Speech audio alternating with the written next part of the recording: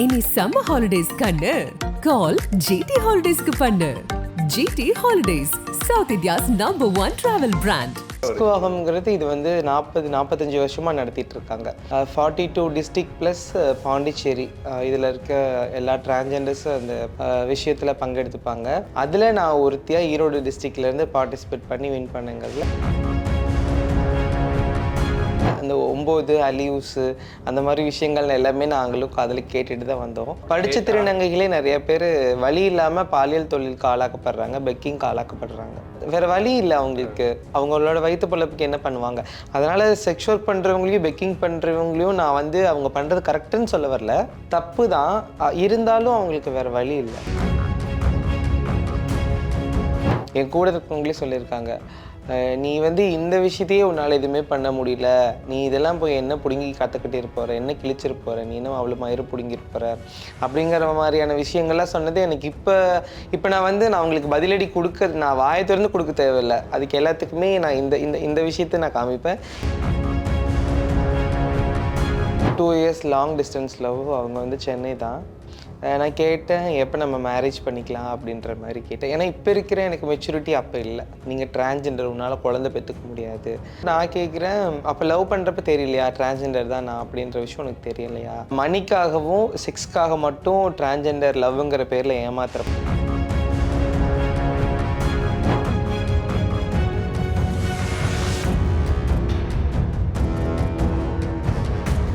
உலகெங்கும் வாழக்கூடிய ஆகாயம் தமிழ் நெஞ்சங்களுக்கு கிறிஸ்டின் அன்பு வணக்கம். இன்னைக்கு நம்ம கூட மிஸ் கோவகம் டைட்டில் வினர் ரியா இணைஞ்சிருக்காங்க. வணக்கம்.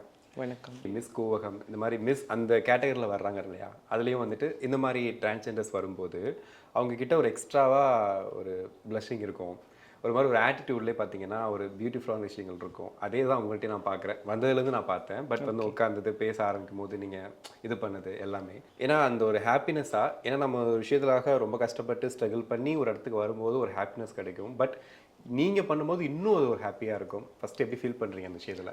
ஆக்சுவலாக இந்த சந்தோஷம் எங்களுக்கு லைஃப்பில் வந்து இந்த மாதிரி விஷயங்கள் சாதிக்க முடியாதா அப்படின்னு திருநங்கைகளுக்கு முன்னாடி இந்த சமூகம் ஒரு கேள்வி வைக்கும்போது, நம்ம எங்கனாலேயும் சாதிக்க முடியும் அப்படின்னு சாதிச்சு காமிச்சதுனால அந்த ஒரு வெற்றியும் இந்த ஒரு வெற்றியும் நாங்கள் ரொம்ப சந்தோஷமாக ப்ரௌடாக ஃபீல் பண்ணுறோம். ஓகே, அதுலேயே ஃபேஸ் இன்னும் கொஞ்சம் பிரைட் ஆகிடுங்களா? கண்டிப்பாக ஹாப்பினஸ்ஸாக. ஓகே, எனக்கு இந்த மிஸ் கூவகம் அதை பற்றி சொல்ல முடியுமா? ஆக்சுவலாக நான் வந்து 10 இயர்ஸாக மிஸ் கூவகம் அந்த அழகி போட்டி நடக்கிற இடத்துல நான் பார்த்துருக்கேன். சேரில் உட்காந்து அதில் பார்ட்டிசிபேட் பண்ணுறவங்களுக்கு கிளாப் பண்ணி ஒரு ஆரவாரமாக அந்த விஷயங்கள் நான் பார்த்துட்ருப்பேன். லாஸ்ட் இயருக்கு முன்னாடி இயர் வந்துட்டு அதில் நான் வந்து ஒரு டைம் ட்ரை பண்ணியிருந்தேன். பட் ஆனால் செகண்ட் ரவுண்ட் மட்டும் தான் வின் பண்ணிட்டு, அது வரைக்கும் தான் வின் பண்ணேன். ஃபைனல் ரவுண்டில் டிஸ்குவாலிஃபைட் ஆகிட்டேன். இந்த வருஷம் வந்துட்டு 5 ரவுண்ட் நடந்துச்சு. அந்த 5 ரவுண்ட்லேயும் செலக்ட் ஆகி ஃபைனல் ரவுண்டில் வந்து கொஷின் கேட்பாங்க, ஜென்ரல் நாலேஜில் ஒரு கொஷின் கேட்பாங்க. அந்த மாதிரி என் கூட 7 பேர் இருந்தாங்க. 7ல் கடைசியில் 5 பேர் ஃபில்டர் பண்ணி அந்த 5ல் நான் ஒருத்தி வந்தேங்கிறதுல எனக்கு ரொம்ப சந்தோஷமா இருக்கு. பெரிய விஷயம். மிஸ்குவாகம்ங்கிறது இது வந்து 45 வருஷமாக நடத்திட்டு இருக்காங்க. 42 டிஸ்ட்ரிக்ட் ப்ளஸ் பாண்டிச்சேரி, இதில் இருக்க எல்லா டிரான்ஜெண்டர்ஸும் அந்த விஷயத்தில் பங்கெடுத்துப்பாங்க.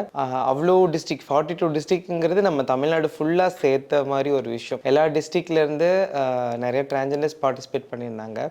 அதில் நான் ஒருத்தியாக ஈரோடு டிஸ்ட்ரிக்ட்லேருந்து பார்ட்டிசிபேட் பண்ணி வின் பண்ணுங்கிறது. சொந்த ஊர் ஈரோடு. ஈரோடு டிஸ்ட்ரிக்ட். ஓகே, என்ன ஒர்க் பண்றீங்க? I am first transgender critical care management இன் தமிழ்நாடு. மனசார வந்து நம்ம ஒரு பெண்ணா மாறணும்னு சொல்லிட்டு ஒரு இடத்துல யோசிச்சிருப்பீங்க. யோசிச்சுட்டு இதெல்லாம் நான் பண்ணிக்கும் போது ஒரு ஹாப்பினஸ் இருக்கும். அதை தாண்டி ஒரு 10 பேர் வந்து இப்போ நீங்கள் வந்ததுலேருந்து பார்த்தீங்கன்னா தெரிஞ்சிருக்கும், எடிட்டர்லேருந்து கேமராமேன்லேருந்து அவங்க தான் பார்த்துட்டு இருந்தாங்க. வந்து ரொம்ப அழகாக இருக்கீங்கன்னு சொல்லும்போது எவ்வளோ ஹாப்பியாக இருக்கும். நான் ஒரு பையனாக இருந்தேன். ஆக்சுவலாக என்னோட உடம்புல ஏற்பட்ட ஒரு மாற்றமும் என்னோட மனசில் ஏற்பட்ட மாற்றமும் நான் ஒரு டிரான்ஜெண்டராக மாறிட்டேன். ஒரு விஷயமும் நம்ம எப்படி ஹேர் வளர்த்தணும், நம்மளோட ஃபேஸ் எவ்வளோ அழகாக வச்சுக்கணும், நம்மளோட லிப்ஸ் எப்படி இருக்கணும், நம்மளோட நோஸு. ஆக்சுவலாக எங்கள் டிரான்ஜெண்டர்ஸில் வந்துட்டு ஒரு ஆண் பெண் கூட அந்தளவுக்கு அவங்களோட உடம்பை வருத்திக்கிட்டு அவங்கள அழகுப்படுத்திக்க மாட்டாங்க. பட் ஆனால் எங்களோட டிரான்ஜெண்டர் கம்யூனிட்டியில் அப்படி இல்லை. இப்போ முடியலன்னா கூட டக்குன்னு ஹேர் டிரான்ஸ்பிளான்ட் பண்ணணும். இப்போ நோஸ் சப்பையாக இருக்குன்னா அந்த நோஸை அதை சீரமைக்கிறதுக்கு ரெனோபிளாஸ்டி பண்ணணும். இப்போ லிப்ஸு சின்னதாக இருக்குன்னா அதை பெருசு பண்ணுறதுக்கு அதுக்கு ஒரு சர்ஜரி. தன்னைத்தானே அழகுபடுத்திக்கணுங்கிறதுல டிரான்ஜெண்டர்ஸ் வந்து ரொம்ப முன்னோட்டமாக இருப்பாங்க. அதுக்குன்னு ஒரு தனி கவனத்தில் செலுத்துவாங்க. சொல்லுவாங்க. இப்போ வீட்டில் என்ன சொன்னாங்க? ஃபஸ்ட்டு எடுத்தோன்னே எந்த ஒரு பேரண்ட்ஸ்னாலே அக்செப்ட் பண்ணிக்க முடியாது. அந்த மாதிரி தான் எனக்கும் இருந்துச்சு. ஸ்டில் என்னோட அம்மா இப்போ பேசிட்டு தான் இருக்காங்க. என்னோட அப்பா பேசுவாங்க, அப்பப்போ பேசுவாங்க. இன்னும் அவங்களுக்கு மனசில் அந்த கோவம் இருக்கும் போல். ஸோ அதனால சரி அவங்களா ஒரு நாளைக்கு யோசிச்சு ரியலைஸ் பண்ணுறப்ப பேசட்டும்னு நான் இப்படி காமாக இருந்தவங்க எல்லாரும். என்னோட சிஸ்டர் ஒருத்தங்க, அவங்க இப்போ 12th முடிச்சிருக்காங்க. நெக்ஸ்ட் இப்போ நீட் ப்ரிப்ரேஷன் பண்ணிட்டு இருக்காங்க. அடுத்தது நான் இப்போ எந்த இடத்துல நிற்கிறேனோ அந்த அளவுக்கு என்னோட சிஸ்டர் அவள் வந்து என்ன வந்து இன்ஸ்பிரேஷனாக வச்சுருக்கா. அக்கா வந்து எப்படி ஒரு நல்ல இடத்துல படித்து ஒரு இந்த சொசைட்டியில் இருக்காலோ அந்த மாதிரி நாமளும் கண்டிப்பாக டாக்டர் ஆகணும் அப்படின்னு என்னை பார்த்து என்னோட சிஸ்டர் இப்போ ரெடி ஆகிட்டு இருக்காங்க. ஒரு 10 இயர்ஸ்க்கு முன்னாடி பார்த்தீங்கன்னா ஒரு திருநங்கை அப்படின்னும் போது அவங்க மேலே அந்த ஒரு பார்வை வந்து வேற மாதிரி இருந்தது. அவங்கள பார்க்குற விதம் சரி, அவங்க கிட்ட பேசும்போதும் சரி, அவங்க பக்கத்தில் இருந்து உட்காந்தாலே நம்ம வந்து எந்திரிச்சு போகிற மாதிரி தான் இருந்துச்சு. பட் எனக்கு தெரிஞ்சு நான் பர்சனலி நான் ஃபீல் பண்ணுறது என்னன்னா, இப்போ 10 இயர்ஸ்க்கு அப்புறம் அவங்க கிட்ட ஃப்ரெண்ட் ஆக முடியுமான்ற அளவுக்கு இருக்காங்க. அவங்க கிட்ட பேசலாமே, அவங்க கிட்ட இவ்வளோ நல்லா பேசுகிறாங்களே அப்படின்ற மாதிரி. இந்த சேஞ்ச் ஓவர் எப்படி பார்க்குறீங்க? இந்த 10 இயர்ஸில் நிறைய மாற்றங்கள் இதெல்லாம் எப்படி ஆச்சு அப்படின்னா, நிறைய டிரான்ஜெண்டர்ஸ் வந்து உங்களை மாதிரி மீடியாக்காரங்க அவங்கள வெளிக்கொண்டுட்டு வந்திருக்காங்க. ஸோ அந்த மாதிரி ஒரு விஷயங்கள் சமூக ஊடகங்கள் சரி, தனியார் தொண்டு நிறுவனங்கள், கவர்மெண்ட்லேருந்து நடத்துகிற ஃபங்க்ஷன்ஸில் எல்லாமே வந்து எந்த ஃபங்க்ஷன் இருந்தாலும் அதில் ஒரு டிரான்ஜெண்டர் கண்டிப்பாக இருக்கணும் அப்படிங்கிற மாதிரி கொண்டுட்டு வந்ததுனால, ஸோ எல்லா விஷயங்கள் டிரான்ஜெண்டர் வெளியில் வர்றதுனால அவங்க ஒரு மீடியாவுக்கு பேட்டி கொடுக்கறதுனால ஓகே டிரான்ஜெண்டர்ஸ் இப்படியெல்லாம் இருக்காங்களா அப்படின்னு சொல்லி ஒரு விழிப்புணர்வு ஏற்படுத்தும் வகையில் டிரான்ஜெண்டர்ஸ் ஒரு நல்ல விஷயங்கள் ஷேர் பண்ணுறாங்க. இப்போ இன்ஸ்டாகிராமாக இருக்கட்டும், ஒரு யூடியூப் இன்டர்வியூவாக இருக்கட்டும், ஒரு நியூஸில் இன்டர்வியூ கொடுக்குறதா இருக்கட்டும், எல்லாமே வந்து இது வந்து ஒரு சோஷியல் மீடியா மூலமாக தான் ஒரு பாசிட்டிவ் இது வந்து வெளிப்படுத்துகிறாங்க. ஸோ அப்போ வந்து பொதுமக்களுக்கு கொஞ்சம் கொஞ்சம் மாற்றங்கள் இப்போ தான் வந்துட்டு இருக்காங்க. ஸோ மேபி இன்னொரு 10 இயர்ஸ் போச்சு அப்படின்னா இன்னும் கொஞ்சம் புரிதல் வந்து ஓகே எல்லாருமே ஒன்று தான் அப்படிங்கிற மாதிரி இன்னும் கொஞ்சம் நாட்கள் போனால் கண்டிப்பாக அதுக்குண்டான ரெகக்னிஷன் கிடைக்கும்னு நான் நினைக்கிறேன். நாங்கள் நியூஸில் பார்ப்போம் அந்த கூத்தாண்டவர் கோயில் திருவிழா அப்படின்னு சொல்லிட்டு, அது கூட மாறி இருக்குன்னு தான் நினைக்கிறேன். முன்னாடி பார்க்கும்போது அதில் இருந்தக்கூடியலாம் ஒரு நியூஸாக பார்த்தோம் ஓகே அப்படின்னு சொல்லிட்டு. இன்னைக்கு அதில் வரக்கூடியவங்க அந்த பண்ணுற ரீல்ஸாக இருக்கட்டும், அவங்க டான்ஸ் ஆடிட்டு அவங்க பேசுறது, ஆக்சுவலி ஒரு இது நான் பார்த்த வீடியோ பார்த்துட்டு எனக்கு அவ்வளோ இதாக இருந்துச்சு, அவ்வளோ அழகாக இருந்தாங்க. அவங்க அதை மாற்றிக்கிறாங்க இல்லையா, ஒரு விஷயத்த வந்துட்டு அது ஒரு நியூஸாக போகாமல் இன்னைக்கு அது ஒரு இவ்வளோ பெரிய விஷயமா நிறைய பேர் வந்து வில்லிங்காக போய் பார்க்கணும், அவங்க என்ன பண்ணுறாங்கன்றதை பார்க்கணுன்ற அளவுக்கு மாறி இருக்கு இல்லையா. இதை எப்படி பார்க்குறீங்க? இப்போ வந்துட்டு என்னவே எடுத்துக்கலாம்.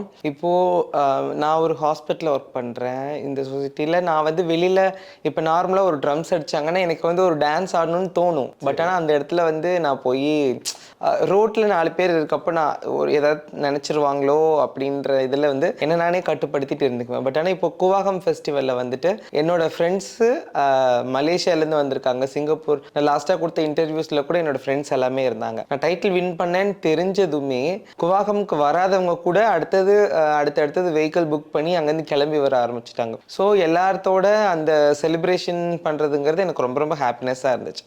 இப்போது தமிழ்நாட்டுக்குள்ளே இருக்கிறவங்கள நான் ஒரு ஃபோன் மூலியமாக பார்க்கலாம், இல்லை ஒரு ஃபங்க்ஷனாக டைரெக்டாக வர வைக்கலாம். பட் ஆனால் சிங்கப்பூர்லேருந்து வரவங்களாம் வந்துட்டு இயர்லி ஒன்ஸ் தான் வருவாங்க. மலேசியா சிங்கப்பூர்லேருந்து வரவங்க, தாய்லாந்துலேருந்து கூட வந்திருந்தாங்க, ஜெர்மன்லேருந்து அவங்க வந்திருந்தாங்க, டாக்டர் ஒருத்தவங்க வந்திருந்தாங்க, தனுஜா சிங்கம் நீங்கள் கேள்விப்பட்டிருப்பீங்கன்னு நினைக்கிறேன், அவங்க அம்மா அவங்கெல்லாம் வந்திருந்தாங்க. இந்த மாதிரி நிறைய வெளிநாடுகள்லேருந்து வர்றதுனால, நிறைய திருநங்கைகள் வர்றதுனால எங்களுக்கு ஒரு சந்தோஷம். நம்மளோட உறவுகள், நம்மளோட ஒரு இனம் அப்படின்ற மாதிரி ஒரு கட்டி தழுவி அந்த ஒரு ட்ரம்ஸ் அடிச்சு அந்த ஒரு வைபுக்கு டான்ஸ் ஆடுறது, அந்த மாதிரி ஒரு விஷயங்கள் எல்லாமே 10 பேர் சேர்ந்தா ஒரு பசங்களை எப்படி ஒரு சந்தோஷப்பட்டு வெளியே போகிறது அந்த மாதிரி பண்ணுறீங்க. அந்த மாதிரி நாங்கள் ஒரு 10 பேர் சேர்ந்தா எங்களோட சந்தோஷத்தை வெளிப்படுத்திக்கிறதுக்காக எங்களை நாங்களே மேக்கப் போட்டுட்டு அந்த ஃபங்க்ஷன் பண்ணுறது எல்லாமே. ஆரம்பிக்கும் போது சொன்னீங்க எனக்கு ஒரு சவுண்ட் கேட்டு டான்ஸ் ஆடுறது கூச்சமாக இருக்கும். ஏன் அந்த கூச்சம் இருக்கு? இப்போது ஒரு ஆண் பெண் போகிறாங்க, இப்போ ஒரு பொண்ணு நடந்து போகிறாங்கன்னு வச்சுக்கோங்களேன், அவங்க வந்து ஒரு டான்ஸர். இப்போ ரோட்டில் ஒரு தப்பட்டை அடிக்கிறப்போ ஒரு பொண்ணுனால நின்று ஆட முடியுமா? அந்த பொண்ணு ஆடினா இந்த சமூகம் என்ன சொல்லும்? ட்ரெண்ட் ஆகுதுங்கிறது மேட்ரு கிடையாது. இப்போ அடுத்த நியூஸ் ஃபிளாஷ் நியூஸ் என்ன தெரியுமா போடுவாங்க, மிஸ் கூவாகம் டாக்டர் திருநங்கை டைட்டில் வின் பண்ணவங்க ரோட்ல டான்ஸ் ஆடிட்டு இருக்காங்க. ஸோ உங்களுக்கு சொல்லணுங்கிறது உங்களுக்கு தேவையில்லை. பட் ஆனால் அந்த மாதிரி ஒரு சைட் ஆஃப் நேம் வந்து கிரியேட்டிவிட்டி ஆகிடக்கூடாது அப்படிங்கிறதுனால ஒரு சின்ன சின்ன கான்சியஸான விஷயங்கள் ஒரு ஒரு விஷயம் பேசணுன்னா கூட யோசிச்சு பேசுகிற மாதிரி இருக்கு. கொஞ்சம் பர்சனலாக வந்துட்டு ஒரு ஃப்ரெண்ட்ஷிப்குள்ளே இருந்திருப்பீங்க.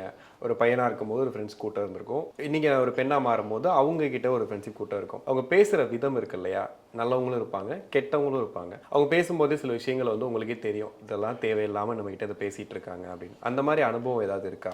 ஆக்சுவலாக நான் ஸ்கூல் டேஸில் அந்த 9 அலியூஸு அந்த மாதிரி விஷயங்கள் எல்லாமே நாங்களும் காதில் கேட்டுட்டு தான் வந்தோம். ஸ்டில் இப்போ என் கூட படித்தவங்களாம் தனியாக வாட்ஸ்அப் குரூப் க்ரியேட் பண்ணி அதில் என்னை ஆட் பண்ணி என்கிட்ட பேசணுங்கிறதுக்காகவே எல்லாருமே எப்போ பேசுவாங்க, எப்போ நமக்குன்னு டைம் எடுத்து பேசுவாங்க, நம்ம கூட படித்த ஃப்ரெண்டு அவங்களுக்கெல்லாம் இப்போ கல்யாணம் ஆயிடுச்சு. ஒரு சிலவங்களுக்கு ஒய்ஃப் கிட்டலாம் இந்த மாதிரி ரொம்ப நாங்கள் ப்ரௌடாக ஃபீல் பண்ணுறோம், இந்த மாதிரி நீங்கள் எங்களோட ஃப்ரெண்டாக இருந்ததில் ஸ்கூல் டேஸில் நடந்ததெல்லாம் ஒரு பெரிய விஷயமா எடுத்துக்காதீங்கன்னு இப்போ என்கிட்ட வந்து பேசுகிறாங்க. அது அந்த நேரத்தில் அந்த சின்ன வயசில் அது அறியாத புரியாத வயசில் பேசிட்டாங்களான்னு தெரியல அவங்களுக்கு சின்ன வயசில். அப்போ அது கஷ்டமாக இருந்தாலும் இப்போ புரிதலோட அவங்க எங்கிட்ட அவங்க ஃபேமிலியாக நீங்கள் கண்டிப்பாக வீட்டுக்கு வரணும், நம்ம டின்னர் சாப்பிட்ணும், குழந்தைக்கு பர்த்டே ஃபங்க்ஷன் நீங்கள் கண்டிப்பாக வரணும், நம்ம எங்கேயாவது வெளியில் போகலாம், அந்த மாதிரி ஃபேமிலியாக ஒரு ஒரு பாண்டிங் க்ரியேட் பண்ணுற விஷயம் ரொம்ப சந்தோஷமாக இருக்கும். எல்லாருக்கும் லைஃப்பில் வந்துட்டு நிறைய ஸ்ட்ரகிள்ஸ் இருந்திருக்கும், வேர்ஸ்டான எக்ஸ்பீரியன்ஸ் இருந்திருக்கும். அதுவும் திருநங்கையாக இருக்கும்போது நிறைய ஃபேஸ் பண்ணியிருப்பீங்க. ஏதாவது ஒரு விஷயம் நான் வந்து திருநங்கையாக மாறினதுக்காக வருத்தப்பட்டேன் அப்படின்னு இருக்கலாம். ஒரு சில விஷயம் வந்து இல்லை நான் மாறினதுக்காக ரொம்ப சந்தோஷப்படுறேன் அப்படின்னு இருக்கலாம். ஏதாவது ஒரு எக்ஸ்பீரியன்ஸ் இருக்கா? என்னோட ஃப்ரெண்ட்ஸ் எல்லாம் கேள்விப்பட்டிருக்கேன்.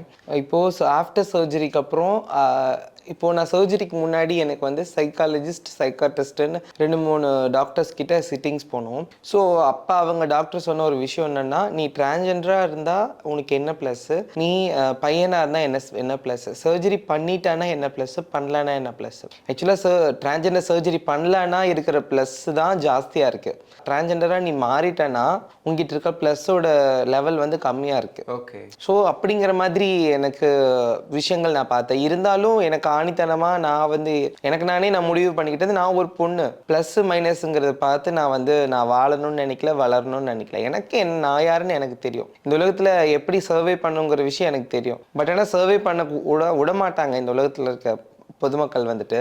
ஸோ அது இப்போ கொஞ்சம் கொஞ்சமாக மாறிட்டு வர்றதுனால மேபி இன்னும் கொஞ்சம் நாள் எல்லா விஷயங்கள் மாறிடும் அப்படின்னு ஒரு நம்பிக்கை இருக்குது. ஸோ அந்த ஒரு விஷயங்களில் விடாமுயற்சியோட நம்ம சர்ஜரி பண்ணியே ஆகணும் அப்படின்ற ஒரு கட்டாயத்தில் நான் பண்ணிக்கிட்டேன். ஓகே. அது பெயின் எப்படி இருக்கும் ஆக்சுவலி? என்னோட சர்ஜரி அப்போ நான் எந்த ஹாஸ்பிட்டலில் ஒர்க் பண்ணனோ அதே ஹாஸ்பிட்டலில் தான் என்னோடய சர்ஜரி நடந்துச்சு. எனக்கு கூட ரிலேட்டிவ்னு சொல்லிக்கிற அளவுக்கு என்னோட அம்மா அப்பாவோ அந்த மாதிரிலாம் யாருமே வரல. யாரையும் நான் கூப்பிடலை. என்னோட சர்ஜரி அப்போ யார்கிட்டையும் நான் இன்ஃபார்ம் பண்ணலை. என்னோட சர்ஜரி என்னோட கூட வேலை பார்க்குறவங்களே என்னை பார்த்துக்கிட்டாங்க. ஸோ தேங்க் பண்ணணுன்னா நான் அவங்களெல்லாம் இந்த மாதிரி நேரத்தில் நான் தேங்க் பண்ணுவேன். பிகாஸ் ஏன்னா இப்போது ஒரு நார்மலாக ஒருத்தங்களுக்கு ஒரு சின்ன ஒரு அடிபட்டுச்சுன்னா கூட ஃபோனில் கேட்டுட்டு ஃபோனில் பேசுறது, உடனே எங்கே இருந்தாலும் அந்த பதறி அடித்து ஓடி வர்றது, அந்த மாதிரி ஒரு சூழ்நிலை காலகட்டத்தில் யாருமே இல்லைனாலும் நாங்கள்லாம் இருக்கோம் அப்படின்னு சொல்லி எனக்கு தோள் கொடுத்து என்னால் எந்திரிச்சு உட்கார கூட முடியாது. உட்காந்தா ஒரே பெயினாக இருக்கும், ப்ளீடிங் போகும். என்னை படுக்க வச்சு எனக்கு சாப்பாடு ஊட்டி எனக்கு வேணுங்கிற நேரத்தில் தண்ணி கொடுத்து சர்ஜரி பண்ணி நான் பெட்டில் வந்து நான் படுத்திருக்கேன். என் கூட ஒர்க் பண்ண என்னோட ஃப்ரெண்ட்ஸு, டாக்டர்ஸு எல்லாம் எனக்கு என்னோட பெட்டு கீழே நான் நைட் இப்படின்னு எந்திரிச்சு பார்க்குற எல்லாம் வரிசையாக படுத்திருக்காங்க. ஸோ இதை விட நான் வேறு எந்த விஷயத்தை நான் சம்பாதிப்பேன்னு எனக்கு தெரியல. அவங்க மேபி எனக்கு பின்னாடி தப்பான விஷயங்கள் பண்ணாலும் எனக்கு முடியாத நேரத்தில் எனக்கு ஒரு ஹெல்ப் பண்ணாங்க. ஸோ அதனால் அந்த நன்றி நான் என்றைக்குமே நான் வந்து கண்டிப்பாக நான் நினச்சி பார்ப்பேன். ஓகே. இன்றைக்கி எல்லா இடத்துலையுமே வந்துட்டு நிறைய டிரான்ஸ்ஜெண்டர்ஸ் வந்து ஒர்க் பண்ண ஆரம்பிச்சிட்டாங்க. முன்னொரு காலத்தில் வந்துட்டு இவங்கள ஒர்க்கில் வந்து வச்சுட்டா அவங்க மேலே ஒரு பார்வை இருக்கும், ஒரு பேர் இருக்கும். இவங்க கடையில் உட்கார வச்சுட்டாங்கன்னா வந்துட்டு அவங்கள்ட்ட யாராவது தப்பாக பிஹேவ் பண்ணுவாங்க அப்படின்ற மாதிரி இருந்துச்சு. இப்போ நீங்கள் சொல்ற மாதிரி டாக்டராக இருக்காங்க, நிறைய பேர் ஒர்க்கில் வந்து பயங்கரமான இடத்துலலாம் வந்துட்டாங்க. அது மாறிடுச்சுன்னு எடுத்துக்கலாமா? இப்போது அந்த பார்வை எல்லாம் மாறிடுச்சுன்னு எடுத்துக்கலாம். 100க்கு 80%, 80% அப்படியே தான் இருக்குது. 20% மட்டும் தான் மாறி இருக்கு. இப்போது நாங்களும் வேலை செய்கிறோன்னா எங்களோட இதில் வந்துட்டு நிறையா ஸ்ட்ரகிள்ஸ் நாங்கள் ஃபேஸ் பண்ணுறோம் டே பை டே. பட் ஆனால் எல்லா விஷயங்களும் நம்ம ஓப்பனாக சொல்ல முடியாது, கொஞ்சம் தயக்கமாகவும் இருக்குது உள்ள. ஏன்னா நாங்கள் வந்து மறுபடியும் அந்த இடத்துல நாங்கள் வேலை செய்யணும். இப்போ நாங்கள் சொல்லிட்டோன்னா அடுத்தது வந்து எங்களுக்கு அந்த ஒர்க் பண்ண முடியாத அளவுக்கு எங்களுக்கு அடுத்த ப்ரெஷர் கிடைக்கும். ஸோ இருக்குது, இன்னும் இருக்குது, இல்லைன்னு சொல்ல முடியாது, இருக்கு. படித்த திருநங்கைகளே நிறைய பேர் வழி இல்லாமல் பாலியல் தொழிலுக்கு ஆளாக்கப்படுறாங்க, பெக்கிங்க்கு ஆளாக்கப்படுறாங்க. அதை கேட்கக்கூடாதுன்னு தான் நான் அப்படியே தவிர்த்துட்டே போனேன். நீங்கள் அதை சொல்கிறீங்க. வேற வழி இல்லை அவங்களுக்கு. அவங்களோட வயிற்று பொழப்புக்கு என்ன பண்ணுவாங்க? அதனால செக்ஸ் ஒர்க் பண்ணுறவங்களையும் பெக்கிங் பண்ணுறவங்களையும் நான் வந்து அவங்க பண்ணுறது கரெக்டுன்னு சொல்ல வரல, தப்பு தான். இருந்தாலும் அவங்களுக்கு வேற வழி இல்லை. இப்போது ஹாப்பியாக ஃபீல் பண்ணுற ஒரு மூமெண்ட் அப்படின்னா என்ன சொல்லுவீங்க? லைஃப்பில் ஒரு பெரிய ஹாப்பி தான் அப்படின்னா என்ன சொல்லுவீங்க? தமிழ்நாட்டில் ஃபஸ்ட்டு டிரான்ஜெண்டர் கிரிட்டிக்கல் கேர் மேனேஜ்மெண்ட்டுங்கிறது எனக்கு ஒரு சந்தோஷம். இது வரைக்கும் 20+ அவார்ட்ஸ் வாங்கியிருக்கேன். மிஸ் குவாகமோட மொத்தம் 4 டைட்டில் வின் பண்ணியிருக்கேன். ஃபஸ்ட்டு டைட்டில் வந்து world record trans queen title winner, second international fashion ஷோட ஃபஸ்ட்டு ரன்னர் அப், தேர்டு வந்து மிஸ் ஈரோடு, இப்போ வந்து மிஸ் குவாகம் டைட்டில் வின்னர். ஃபைனலாக வந்துட்டு எவ்வளோ தான் பெஸ்ட்டு பாசிட்டிவிட்டினாலும் நெகட்டிவிட்டியை வந்து நம்ம அவாய்ட் பண்ண முடியாது. உங்கள் லைஃப்பில் ஒரு பெருசாக நடந்த ஒரு இன்சிடெண்ட் என்னால் அதை மறக்க முடியாது, ரொம்ப பெஸ்ட்டான விஷயம் அப்படின்னா என்னவா இருக்கும்? என்னோட சர்ஜரி டேஸ் தான். ஆக்சுவலாக சர்ஜரி பண்ணி நான் பெட்டுக்கு வந்த உடனே வந்து எனக்கு ரொம்ப சிவியர் ப்ளீடிங் ஆக ஆரம்பிச்சிருச்சு.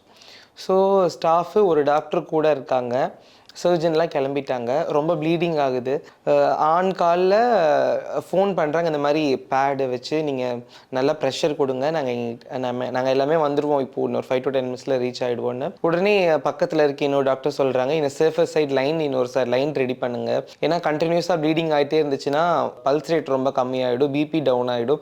ஸோ டக்குன்னு அடுத்தடுத்த விஷயங்கள் நம்ம கேரி பண்ணுறதுக்குள்ளே நம்ம சேஃபர் சைட் லைன், இப்போது அந்த ப்ளீடிங் ரொம்ப ஆகிட்டு இருக்கப்பவே வந்துட்டு வெயின் எல்லாம் கொலாப்ஸ் ஆகிடும். ஸோ அப்போ வந்து சீக்கிரம் வெயின் போடுங்க, பிளட் எல்லாம் அரேஞ்ச் பண்ணுங்கன்னு எல்லாம்.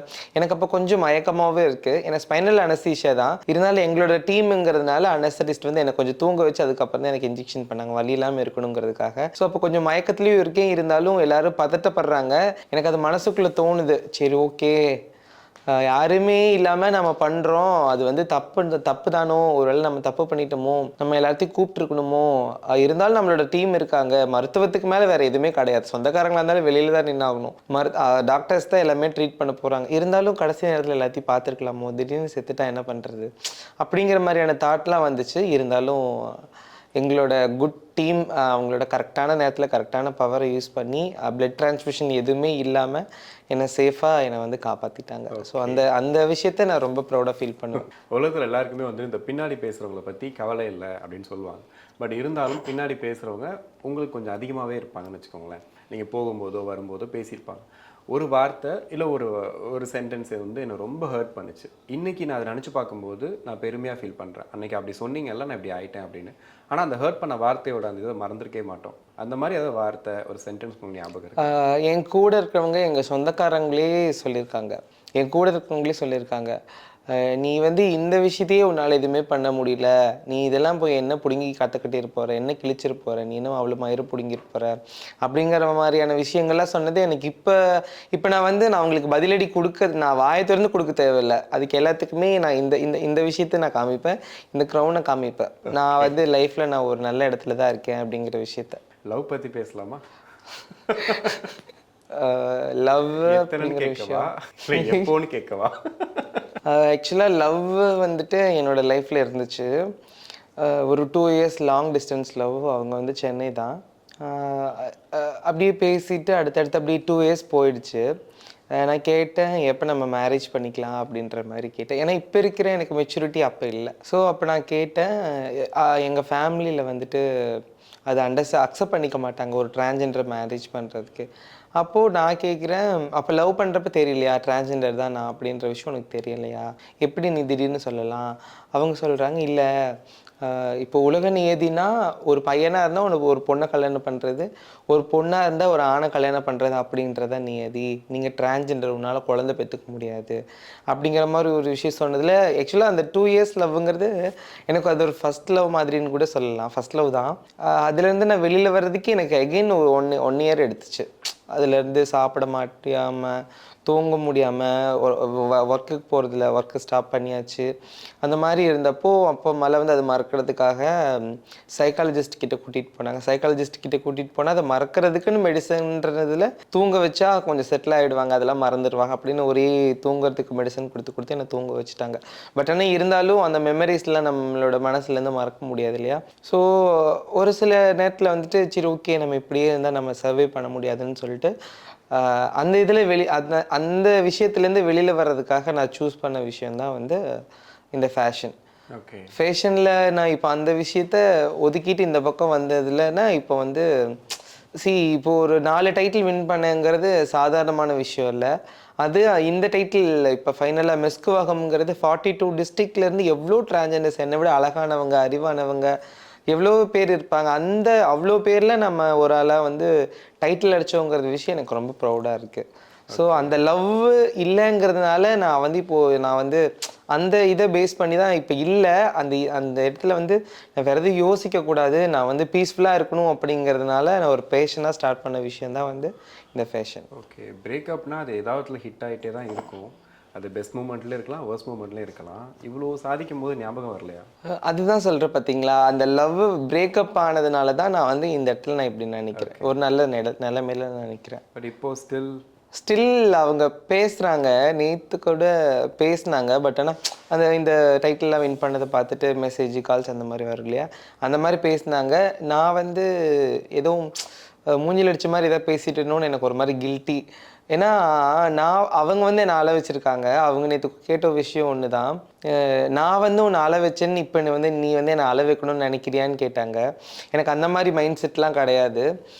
பட் ஆனால் நான் அந்த மாதிரி எதுவும் அவங்கள வந்து ஹர்ட் பண்ணுற மாதிரி எதுவும் பேசிட்டேனான்னு எனக்கு தெரியலை. ஸோ பேசினாங்க. அது இப்போ ஸ்டில் வந்து லவ்னு சொல்லிக்கிற அளவுக்குலாம் அதுக்கப்புறம் எனக்கு அதில் போகிறதுக்கு டைம் கிடையாது. ஏன்னா என்னோடய ப்ரொஃபஷன் நான் ஒர்க் பண்ணிட்டு இருக்கிறதுக்கும் என்னோடய பேஷனுக்குமே கரெக்டாக இருக்குது. என்ன நிறைய பேர் லவ் பண்ணுறாங்க, எனக்கு யாரையும் லவ் பண்ணுறதுல இப்போ வரைக்கும் ஒரு இன்ட்ரெஸ்ட் கிடையாது. நான் இதான் ஃபஸ்ட்டு எத்தனைன்னு கேட்டேன், எப்போன்னு கேட்ட முடியும், எத்தனை கேட்டாலும் அதான் கேட்டேன். ஆக்சுவலி இப்போது நாங்கள் பேசின வரைக்கும் நான் சொல்கிறேன், இந்த பாய் பிரேக்கப், கேர்ள் பிரேக்கப் இதெல்லாம் தாண்டி டிரான்ஸ்ஜெண்டருக்கு வந்து பிரேக்கப்ஸ் வந்து அதிகமாகுது. அது முக்கியமாக எப்போனா லவ் பண்ணுறாங்க, ஜாலியாக பேசுகிறாங்க, எல்லாம் ஓகே, லிவிங்கில் இருக்காங்க, ஓகே, எல்லாமே நார்மல் தான். பட் கல்யாணம்னு வரும்போது தான் வேண்டான்னு சொல்கிறாங்கன்றது தான் நான் நிறைய கேட்டது. உங்கள் லவ் எப்படி பிரேக்கப் ஆச்சு அப்படின்னா, நல்லா தான் பண்ணிட்டு இருந்தோம், 2 years 3 years பண்ணிட்டு இருந்தோம், 9 yearsலாம் லவ் பண்ணியிருக்கோம், பட் கல்யாணம் போது பண்ணிக்க மாட்டாங்க அப்படின்ட்டு. இந்த விஷயத்தை எப்படி பார்க்குறீங்க? ஆக்சுவலாக 100% இல்லை வந்து 95% பீப்புள் தான் வந்துட்டு அந்த மாதிரி எல்லாரும் இப்படி சொல்கிறாங்க அப்படிங்கிற விஷயத்தை பார்க்குறாங்க. பேலன்ஸ் 5% வந்து நம்மளோட வாழ்க்கை பீஸ்ஃபுல்லாக வாழ்ந்தால் போதும், நம்மளை அவங்க நம்புகிறாங்க, நாம் அவங்கள நம்புகிறோம், அடாப்ட் பண்ணி கூட நம்ம இது பண்ணலாமே. குழந்தை அடாப்ட் பண்ணுறதுக்கு லீகலாக எல்லாமே இப்போ பேப்பர்லாம் வந்துடுச்சு. ஸோ அப்படி கூட நம்ம வாழலாமே அப்படின்னு நிறைய பேர் வாழ்ந்துட்டு இருக்கவங்களும் நிறைய பேர் இருக்காங்க. ஸோ எனக்கு அதை பற்றி கருத்துனா, உண்மையான ஒரு புரிதல்ங்கிறது வந்து டிரான்ஸ்ஜெண்டர்ஸ் கிட்ட இல்லாமல் மணிக்காகவும் செக்ஸ்க்காக மட்டும் டிரான்ஸ்ஜெண்டர் லவ்ங்கிற பேரில் ஏமாத்துற மாதிரி எனக்கு தோணுது. கண்டிப்பாக ரொம்ப கான்ஃபிடென்ட்டாக இருக்கீங்க. இப்போ நான் வந்து நெக்ஸ்ட்டு வல்லாட்டம் அப்படின்ற ஒரு மூவியில் சைன் பண்ணியிருக்கேன். சூப்பர். இன்னும் கொஞ்சம் நாளில் அடுத்து ஒரு பிக் ஸ்க்ரீனில் என்ன கண்டிப்பாக பார்க்கலாம். ஓகே. அது ஆக்டிங்கும் ஒரு பக்கம் போயிட்டு இருக்கு. வேறு என்னென்ன மூவிஸ்லாம் பண்ணுறது இப்போ ஐடியாவில் இருக்கீங்க? ஷார்ட் ஃபிலிம் பண்ணியிருக்கேன். அதுக்கப்புறம் ஒரு பைலட் மூவி, வஞ்சிங்கிற ஒரு பைலட் மூவி பண்ணியிருக்கேன். ஸ்டில் இப்போது ஹாஸ்பிட்டலே ஒர்க் பண்ணிவிட்டு சினிமாக்குள்ளே கொஞ்சம் எனக்கு அப்படியே டைம் ஷெட்யூல் கொஞ்சம் கம்மியாக இருக்கிறதுனால என்னால் 2 விஷயத்தையும் கான்சென்ட்ரேட் பண்ணுறதுனால இப்போதைக்கு ஒரு மூவியில் மட்டும் சைன் பண்ணியிருக்கேன். உங்கள் எல்லாத்தோட சப்போர்ட் இருந்தால் அடுத்த விஷயங்கள் இன்னும் நான் ரொம்ப பிஸி ஷெட்யூலாக இருக்கிறது மாதிரி கண்டிப்பாக எனக்கு ஆக்டிங் கொஞ்சம் ஆசை நிறையா இருக்குது. ஆசைங்கிறத விட என்னோட ப்ரொஃபஷன் வந்து ஹெல்த் கேராக இருந்தாலும் என்னோட பேஷனாக நான் வந்து பண்ணிகிட்ருக்கேன். ஒரு நல்ல விஷயங்கள் பண்ணணும், நம்மளால ஒருத்தங்களுக்கு ஒரு நல்ல விஷயங்கள் போகணும் அப்படின்னா கண்டிப்பாக அது நம்ம பண்ணலாம் அப்படிங்கிற மாதிரி நான் பண்ணிகிட்ருக்கேன். இன்னும் நான் மேலே வந்து எனக்கு இன்கம் நல்லா வந்துச்சு அப்படின்னா இல்லாதவங்களுக்கு பிரசவத்திற்கு தேவையான எங்களோட மருத்துவமனைக்கு வரவங்க பேஷண்ட்ஸு முடியாதவங்களுக்கு பிரசவத்திற்கு இலவசமாக என்னால் முடிஞ்ச உதவியை பண்ணி அவங்களுக்கு அந்த பிரசவம், அந்த தாய்மைங்கிற ஒரு வரத்தை எப்படி இருக்காங்களோ அந்த ஒரு விஷயத்துக்காக நான் ஸ்பெண்ட் பண்ணுங்கிற விஷயத்த நான் யோசிச்சுட்டு இருக்கேன் என்னோட மனசளவில். கடவுள் அதுக்குன்னு எனக்கு நிறைய விஷயங்கள், நிறைய பண உதவி பண்ணார் அப்படின்னா கண்டிப்பாக நான் அந்த ஒரு உதவி பண்ணுவேன். கண்டிப்பாக எந்த ஹெசிடேஷனும் இல்லை. பர்சனல் கொஸ்டின்ஸ் கூட கேட்டேன், எதுவுமே யோசிக்காமல் பதில் சொன்னீங்க. எதையும் ஹர்ட் பண்ணாமல் கேட்டிருப்பேன் நான் நம்புகிறேன். கண்டிப்பாக ஒரு 30 minutes வந்து நல்ல 30 minutes இருக்குது. Thank you for your time. நீங்கள் ஆசைப்பட்ட மாதிரி உங்களுடைய சொன்னீங்க இல்லையா, கோல் செட்னு கேட்டால் நான் நல்லா இருக்கணும், நான் இதெல்லாம் பண்ணணும்னு ஆசைப்பட்டு நான் கேள்விப்பட்டிருக்கேன், அந்த மாதிரி தான் சொல்லுவாங்க. பட் நான் ஒரு ஹாஸ்பிட்டல் ஒர்க் பண்ணுறேன், பட் அந்த ஹாஸ்பிட்டல் இதெல்லாம் நடக்கணும்னு சொல்கிறீங்க இல்லையா, ஸோ இதுவே வந்து ஒரு நல்ல விஷயம். கண்டிப்பாக நிறைவேறணும். என்னுடைய வாழ்த்துக்கள். Thank you so much. இனி சம்மர் ஹாலிடேஸ் கண்ணு கால் ஜிடி ஹாலிடேஸ்க்கு பண்ணு. GT holidays, south India's #1 travel brand.